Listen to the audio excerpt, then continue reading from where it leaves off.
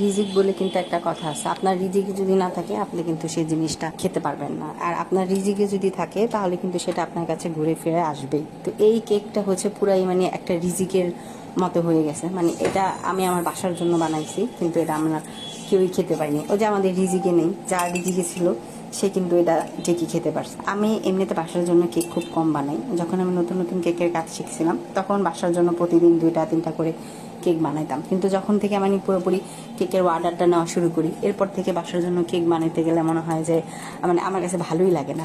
ফ্রিতে সবারই কেক খাবো কেমন জানি লাগে। মানে কেক বানানোর কথা বললে মনে হয় যে আমি পৃথিবীর সবচাইতে কৃপণ ব্যক্তি। ওই টাইমে মানে আমার কৃপণতা যা আছে সব আমি কেকের মধ্যে ঢেলে দিই, চকলেট কম দিই, ক্রিম কম দিই, মানে আমার কৃপণতা সব আমি আমার বাসার কেক বানাইতে গেলে দেখি। তবে যদি কোনো কাস্টমার অর্ডার করে ওই কেকটা মানে এত যত্ন সহকারে আমি বানানোর চেষ্টা করি, মনে হয় যে ওটা আমার কাছে আমার একটা সন্তানের মতো। আমার কাছে সেটা, অন্য কারোর কাছে কেমন লাগে আমি জানি না, তবে আমার কাছে ওটা আমি আমার একটা সন্তানের মতো মনে করি আমার কাজকে। তো এই কেকটা হচ্ছে আমি আমার বাসার জন্য বানাইছিলাম, আমার মেয়ের জন্য। তো আমার মেয়ে কেকটা বানানো দেখে বলতেছে, আম্মু তুমি কি সত্যি কেকটা বাসার জন্য বানাইছো?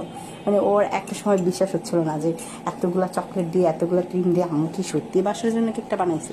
ওরে আমি বললাম যে হ্যাঁ আম্মু আমি তোমার জন্যই বানাইছি। তো এটা আমি যেহেতু রাত্রে রেডি করছি, ওকে বলছে যে আম্মু তুমি এটা সকালে খেও না, তুমি একটা বিকালের দিকে কেকটা কেটো। তো 11টা কি 12টা বাজে দুপুর, আমার একটা পরিচিত কাস্টমার, উনি আমার পরিচিত, আমার বাসার আশেপাশে থাকে, উনি হচ্ছে আমাকে নক করে যে আপু আমার একটা কেক লাগবে, তো আজকে 9টার মধ্যে আমাকে কেকটা দিতে হবে। তার আর তার ওয়াইফের হচ্ছে গেট টুগেদারের জন্য। তখন আমি ভাইয়াকে বললাম যে ভাইয়া আমি তো আপনি আমাকে মানে রাত্রে জানাইতেন।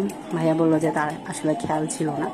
তখন আমি বললাম যে আচ্ছা ঠিক আছে, আমার একটা কেক রেডি করা আছে, আমি বাসার জন্য কেকটা বানাইছিলাম, দেখেন কেকটা যদি আপনার পছন্দ হয়ে থাকে তাহলে আপনি কেকটা নিতে পারেন। তারপর ওনাকে আমি হচ্ছে কেকের ছবিটা পাঠাইলাম, উনি কেকের ছবি দেখে মানে কেকটা ওনার খুব পছন্দ হয়েছে। যেহেতু এতগুলো চকলেট, কেকটা পছন্দ না হওয়ার তো প্রশ্নই আসে না। তো ভাইয়া বললো আচ্ছা ঠিক আছে আপু আমি কেকটা নিবো, উনি রাত্রের সাথে কেকটা নিয়ে যাবে। এখন তো আমার মেয়ের মনটা মানে পুরো খারাপই হয়ে গেছে যে আম্মু কেকটা বানাইলো আমার জন্য, কিন্তু এটা সেল করে দিল।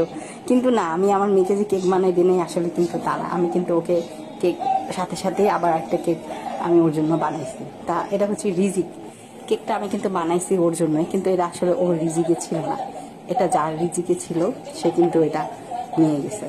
আর এই কেকটা পুরোই একটা হচ্ছে ওভারলোড চকলেট কেক। মানে আমি অবাক হয়ে গেছি, আমি আমার বাসার জন্য এতগুলো চকলেট দিয়ে একটা কেক বানাইছি। আমার মনে হয় যে ওই দিন আমার আসলে ভূতেই ধরছিল, তা না হলে এতগুলো চকলেট দিত আমার বাসার জন্য আমার কেক বানানোর কোনো কথাই না। তো যাই হোক, সবশেষে কেকটা দেখতে কিন্তু খুব সুন্দর লাগতেছিল।